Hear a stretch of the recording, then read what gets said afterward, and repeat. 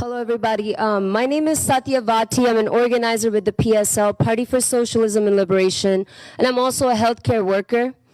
And I'm here today to oppose any present or future resolutions in support of Israel. Any resolution that declares unwavering support for Israel is in reality your unwavering support for racist apartheid, colonialism, illegal occupation, and terrorism towards the Palestinian people. The apartheid state of Israel has subjected the indigenous Palestinian people to 75 years of mass displacement, humiliation, and torture. People with any sense of history know that Hamas is an excuse to finish the ethnic cleansing that the Zionist project started a century ago. The Israeli state is the terrorist organization you commissioners should be condemning.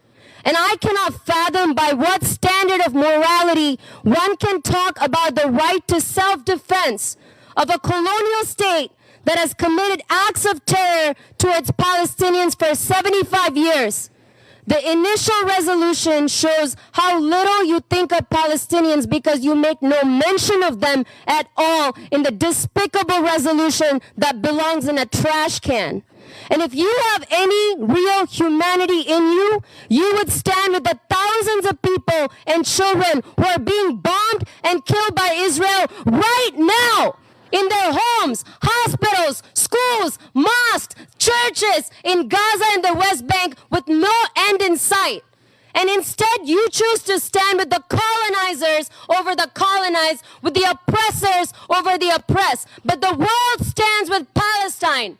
Millions of people all over the world and tens of thousands of people in cities across the U.S. have taken to the streets in the last 2 weeks to demand an end to Israeli apartheid and occupation, an end to the genocidal bombing of Gaza, and an end to all U.S. aid to Israel immediately. And the protest movement for a free Palestine is making a difference. Millions of people in the U.S. are cutting through the lies of the corporate media and politicians like you and are learning the truth about Palestine. And on November 4, tens of thousands of people from across the country are going to march on the White House to make it loud and clear to the war criminal Joe Biden and the imperialist Congress that the American people refuse to fund genocide, refuse to fund apartheid, and refuse to fund colonial occupation. And we maintain that resistance is justified when people are occupied. We will never condemn the resistance of colonized people against colonialism.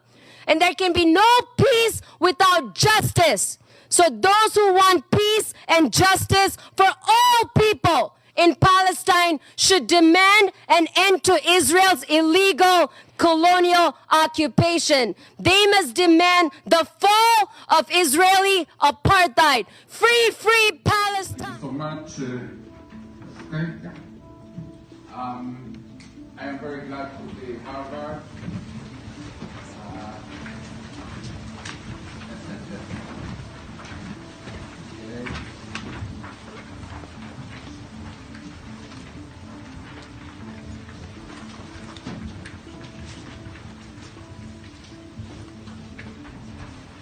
I disagree, but that's Harvard.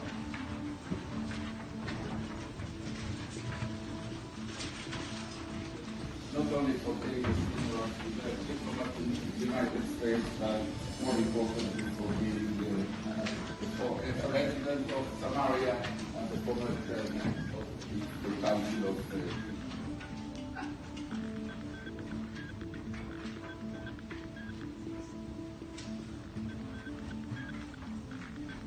I'm a medical doctor, I'm a civilian.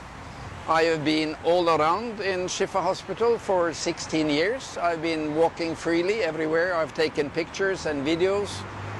I have talked to anybody, to patients and to staff. I've even been sleeping in the Shifa Hospital, and I have never seen any signs of any military command center in Shifa. But I think again you have to ask the Israelis, because if they are so sure about this command center that they have been talking about for 16 years now. Where is the proof? Where are the pictures? Where is the X-ray of the hospital? Because you have to remember that Israel has a very sophisticated intelligence, and they have been X-raying the ground of Gaza. They have mapped all the tunnels for the resistance. They know the phone number of every citizen. They know the addresses. They know exactly who lives where.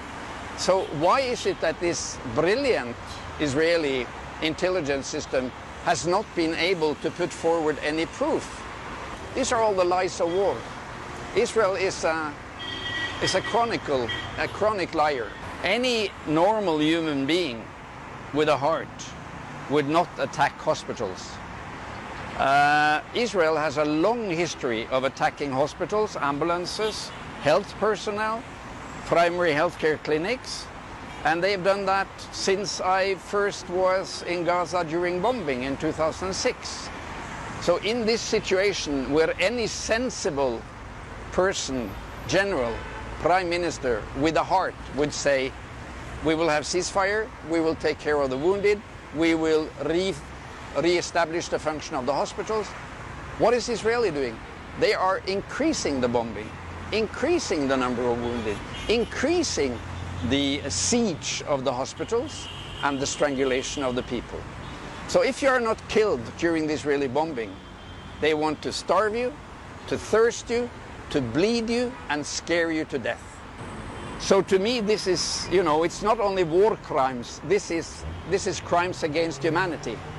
And this is crimes against the value base that we all should have. If we are Muslims or Christians or Jews or agnostics, that every human life is sacred. And we should save and protect every human life. In Gaza, lives are shred like this. And the European leaders and this President Joe Biden is completely silent, or even worse, they are supporting the Israeli atrocities. I think the Palestinian people today is the only people on earth who have to prove that they are killed. They have to prove that they are dead, because Joe Biden says that he doubts the numbers from the Minister of Health in Gaza. And I say to you all, stand up for Palestine, stand up for Gaza now, Kuluna Gaza. Now we need solidarity more than ever. That's much more important than what a Norwegian doctor can do. We need now to be strong and to say to the leaders and to the world that we don't accept this.